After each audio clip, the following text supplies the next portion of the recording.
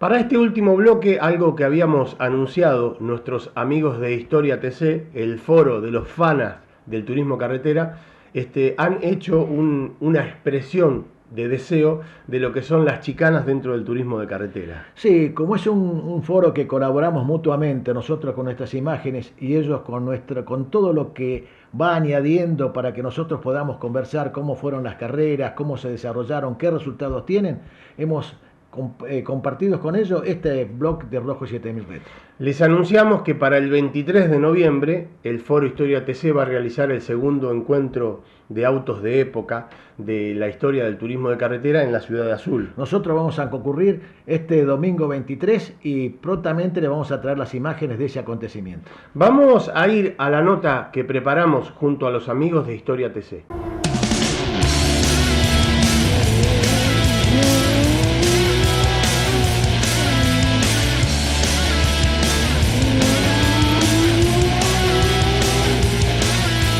Rojo 7000 Retro, junto a los amigos de la web Historia TC, elaboraron un ciclo mensual que permite a los integrantes del foro generar una opinión o debate relacionado con un tema a su elección y así poder explicar algunos conceptos de la historia de nuestro turismo carretera. En el programa de hoy vamos a tocar el tema chicanas, algo tan de moda en el TC de los años 90. Fueron tomando fuerza hasta que cada semipermanente o autódromo contó con la cantidad que, por aquellos años, consideraban lo ideal para la seguridad en el turismo carretera. Escribe Germán: el tema de la chicana para mí es una especie de amor-odio. En semipermanentes agregaban un condimento extra, además de aumentar la seguridad relativa, al fragmentar la prolongada velocidad final en el TC. Seguridad relativa porque también presentaban una gran exigencia tanto al piloto como al auto. Debían frenar casi a cero viniendo en una recta a más de 250 km por hora, castigando frenos, neumático, transmisión, motor y elementos de suspensión, además de los riesgos de romper el auto chocando contra los neumáticos que delimitaban a las chicanas, o peor aún, contra los tristemente famosos taludes de tierra.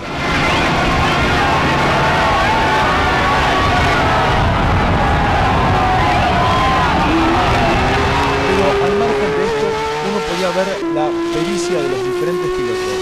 Se hacía más notorio identificar cuando alguno venía tratando de descontar tiempo, porque hacía la chicana con más vehemencia que otros, y eso era todo un espectáculo que no solo daban a los pilotos menos experimentados con sus trompos, pasadas, dibujos raros, sino que más de una vez a los pilotos de punta también las chicanas les pasaban factura.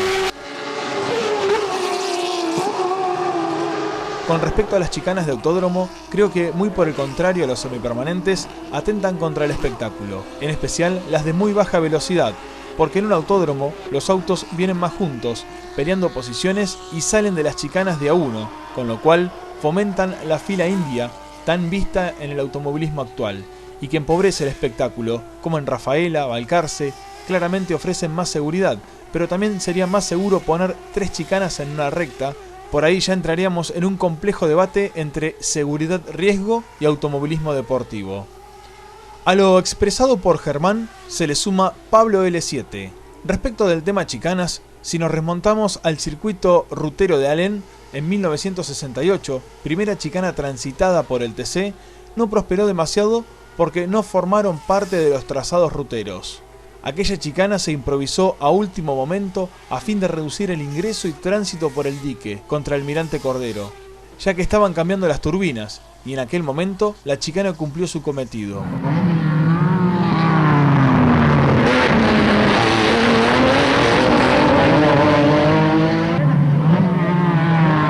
Fue hasta mediados de los 80 cuando se comenzaron a implementar como agregados a los circuitos semipermanentes. En algunos casos, como Bahía, San Lorenzo o Santa Teresita, también tenían cambios de mano en algún sector, oficiando de reductor de velocidad sin ser chicana pura. Un ejemplo claro es la chicana de San Miguel del Monte. Casi una pila de neumáticos generaba un desvío hacia una banquina asfaltada. Esto lograba reducir algo de velocidad, pero se ve claramente como los autos sufrían el impacto contra el piano y las gomas. Solo la chicana del semipermanente de Tandil fue tomada como un aditamento para el espectáculo. Si bien el motivo de su colocación era la de reducir el ingreso a la S, un tobogán en bajada muy cerrado, la chicana era de gran tamaño y no atentaba contra la integridad de los TC. Los pocos semipermanentes que iban quedando a medida que pasaban los años sumaban cada vez más chicanas, aunque Bolívar siempre se destacó por armarlas de manera muy prolijas. Mirando el tema autódromos, en la Vuelta a Rafaela 87 se usan 2 chicanas. El resto de los autódromos no tenían estos injertos.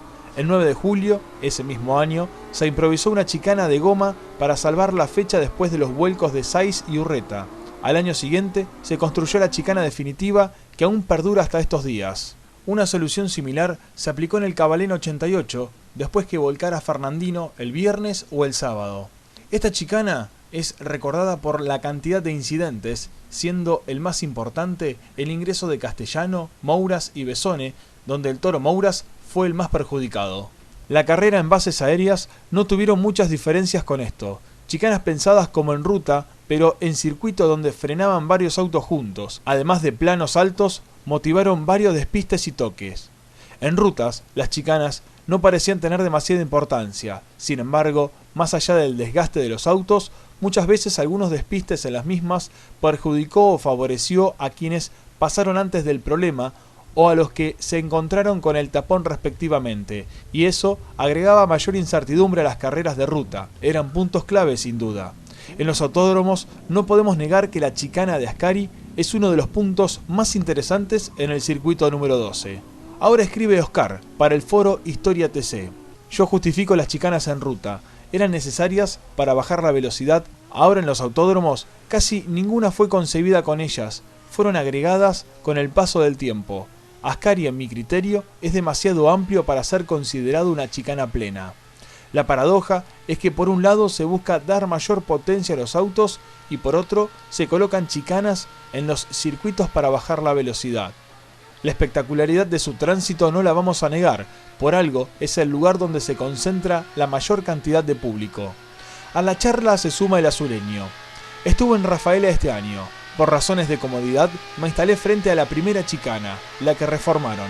Les puedo asegurar que el descontento del público era generalizado. Habitué de esos lugares me indicaban que el espectáculo no iba a ser el mismo y uno se lo podía imaginar viendo de antemano el trazado de la vieja chicana. Y dicho y hecho, las series del TC Pista el sábado estuvieron algo entretenidas, pero no era lo mismo que otros años. Ahora los pilotos tienen que frenar y entrar, ya no hay maniobras arriesgadas. Escribe MHKM. Recuerdo en la década del 90 había algunos especialistas en cortar chicanas. Lalo, Urreta, Acuña.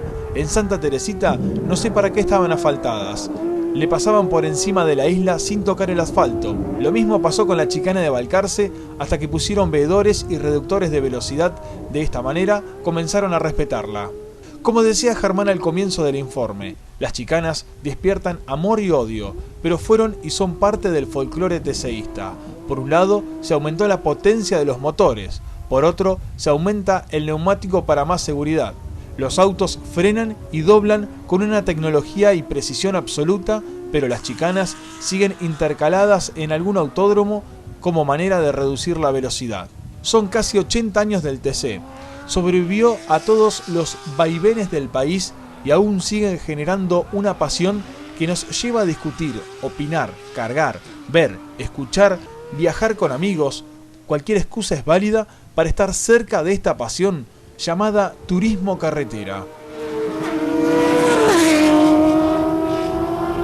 Los integrantes del foro Historia TC se expresaron libremente en Rojo 7000 Retro, en este caso hablando de algo emblemático dentro del turismo de carretera como son las chicanas. Bueno, esperamos que estén conformes y en cualquier momento comenzaremos con otro test para que ellos intervengan. Bien, nos estamos despidiendo, Molly. Hasta el próximo programa. Gracias y hasta la semana que viene.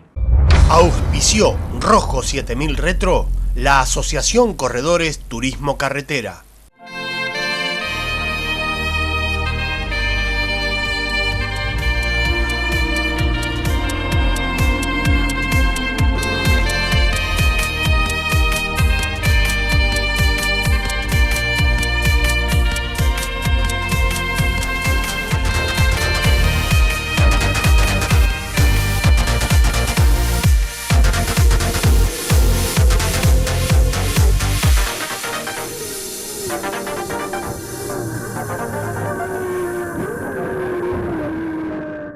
La producción de este programa es miembro de Caprica, Cámara Argentina de Productores y Realizadores Independientes de Contenidos Audiovisuales.